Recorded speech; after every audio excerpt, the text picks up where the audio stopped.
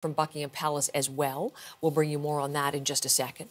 But let's take you to London and bring in Cindy Palm with more on what we're learning in this op-ed piece.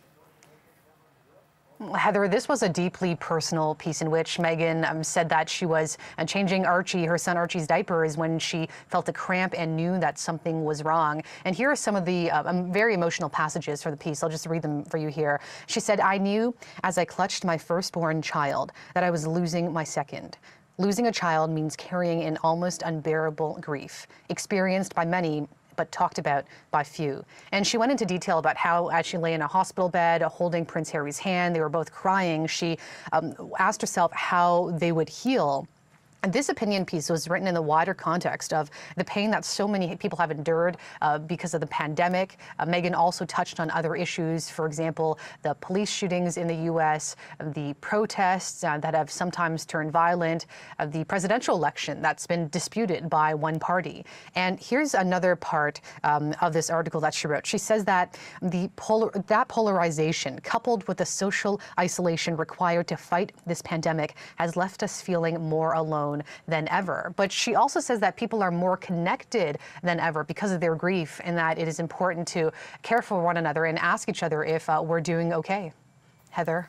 In terms of reaction, as I mentioned, people applauding Meghan Markle for going public with this and sharing her experience. Buckingham Palace has just reacted, sending out word, interestingly, Cindy, that this is, in their view, a deeply personal story and something that the palace would not comment on, which kind of really reveals part of the reason why maybe they've chosen to live in the United States, in Los Angeles. Is this something that Meghan Markle could have done if she and her husband, Prince Harry, were still in their palace and still working royals? Yeah, senior members of the British royal family do not comment or disclose such personal details. And you heard it all when Buckingham Palace said today that they do not comment on personal matters such as this. Now, according to Reuters, they are also reporting from a palace source that the royal family is understandably saddened based on this news that was disclosed in this New York Times article. And that's according to a palace source, and Reuters is reporting on that.